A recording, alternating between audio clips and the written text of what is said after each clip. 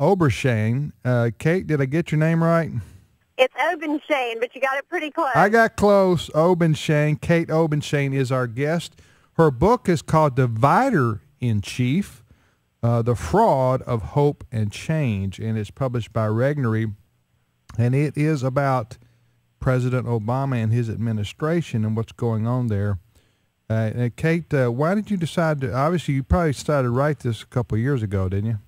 I did, and it was published before the election, and I was really hoping that it would be irrelevant by now, but unfortunately it's taken on a whole new burst of life because, as we've seen, Barack Obama can talk out of both sides of his mouth and says that he's going to be the great uniter now, just like he was going to be 4 years ago, but we've heard the same divisive rhetoric trying to turn Republicans and really anybody who disagrees with him into the enemy. And I wanted folks to realize, look, this is a strategy of his, to pit Americans against each other so that he can ram through his agenda, and his agenda is destructive. So I think that so often we Americans assume the best of people, but this is really a destructive philosophy.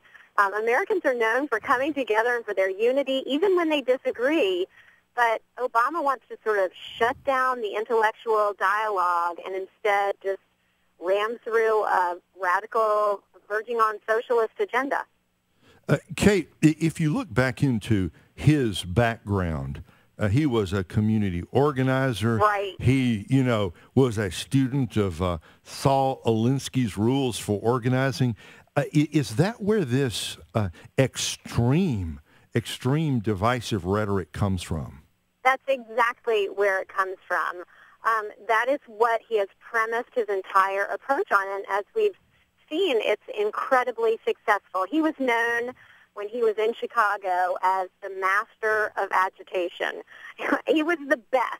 He would go into a community and he would pit the members of the community against either a corporation or an individual. He would stir them up, fill them so much with this anger and angst and bitterness that they would basically agree to anything. Whatever his agenda was, they would agree to it. And so he was able to ram it through. Well, he's done that at the national level with incredible skill and precision.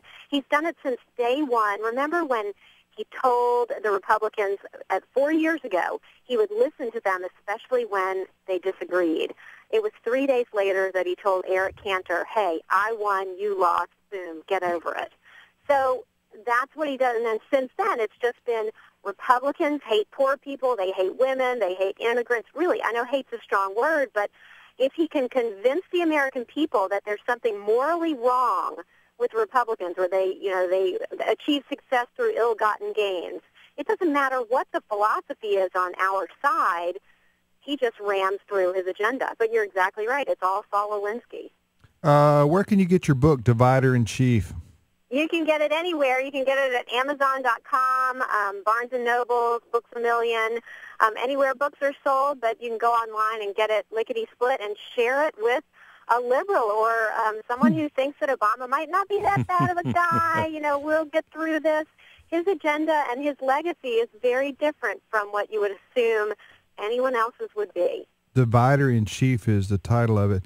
Well, whether you like John Boehner or not, he is the leader. He is the leader of the Republican Party in the House of Representatives, and that is the only thing that is stopping or hindering President Obama's agenda, such as it is, right, for the next 4 years. Now, in the first 2 years of his, in office, he had the House, the Senate, and obviously the executive, and so Pelosi, Reid, and Obama did any and everything they wanted to, unabated. I'm still shocked they didn't pass amnesty in those 2 years. Why don't you think they did that? Amnesty for the illegal folks who are here undocumented or illegally. Well, I think as they look back, they think it was a very key mistake that they didn't do more in those first 2 years. But I think they've learned from their mistakes, and I think they're planning on going forward at a breakneck pace But what they want to do over the next, and being able to implement things like amnesty, but what they want to do over the next 2 years before the election is to literally vilify the Republicans to such an extent that they think they might be able to get the House back. So that's what we need to be aware of, because if they get the House back, there are no checks and balances. A lot of Republicans think, oh, don't worry, 2 years from now we'll win seats in the House of Representatives because the economy will be so bad.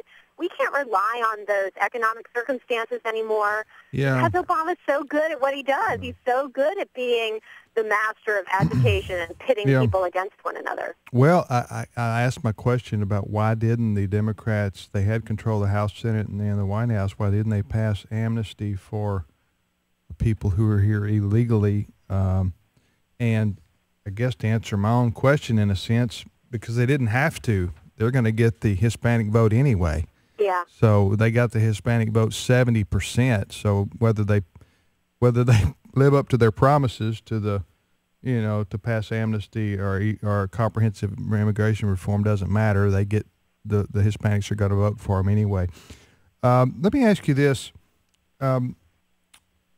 Were you surprised that President Obama won re-election? Because look what happened 2 years ago. It was a historical change in the Congress, especially in the House of Representatives. Historical. I mean, we had more Republican Tea Party types win over Democrats than had ever happened before. And then 2 years, and President Obama's popularity is way down. His job performance rating is way down. We've gone $6 trillion more into debt. And yet the guy wins. He wins. How in the world does that happen? I wasn't overly surprised because it took a couple more years to really get this whole Republicans hate everybody who disagrees with them entrenched. And I think particularly, look at women, for instance. Economically, women are doing so poorly under Barack Obama. I think he was patronizing to them, but he was able to convince them that Republicans were scary, that they wanted to take away their health care rights, all the gains that they've made. That has no basis in fact at all. But instead, what Obama did was he just his rhetoric constantly over the past 4 years ingrained in people's, and particularly in women's minds, that, ooh, these Republicans don't like us. In fact, I heard undecided voters saying, hey, that Mitt Romney guy wants women not to be out in the workplace. He wants to take away our birth control. These things that had no basis in reality, but it was something that Obama, it took him 4 years, absolutely, those 2 years after the midterm elections to get this through. And Romney did not put up enough of a defense. He didn't go out there and explain the Republican philosophy. He didn't explain that Republicans were not interested in taking away women's basic rights. He didn't put up a defense. He basically assumed that the American people were not that ignorant, would not fall for it. But wow, you mean you got to deal with people on an ignorance level that high? You got to try to convince. Look at what happened. You got to try to convince an idiot to vote for you.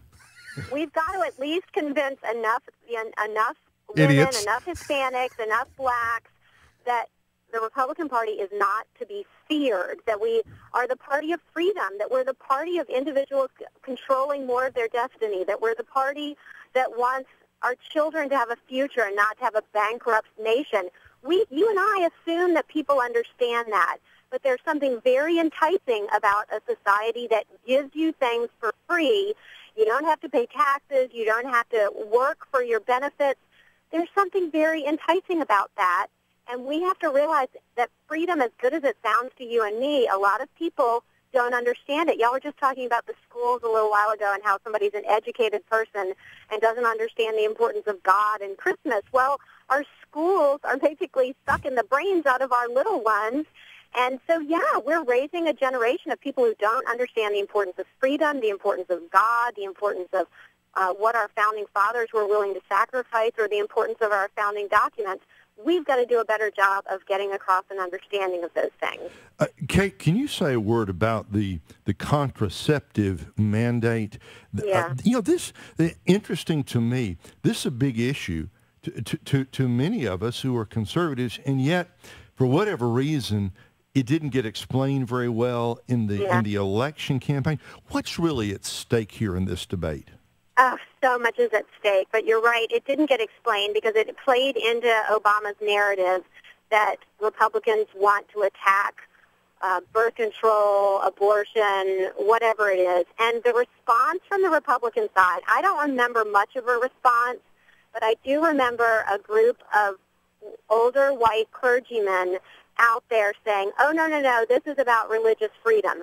Look, I hate to say it, but optics play an important role. There should have been a group of women, of young people out there saying, this is about our First Amendment rights, protecting our right to worship as we see fit, the right of religious organizations to practice their faith.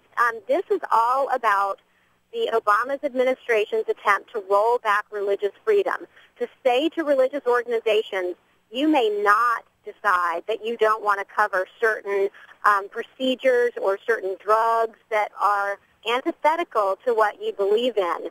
And this is not the only area that we're seeing it. We're seeing it in our foreign policy. We're seeing it in regulations throughout the administration. But we better wake up really fast to the fact that this administration is hostile to religious organizations and their ability to practice their faith, particularly to Christian organizations and, frankly, to Jewish organizations.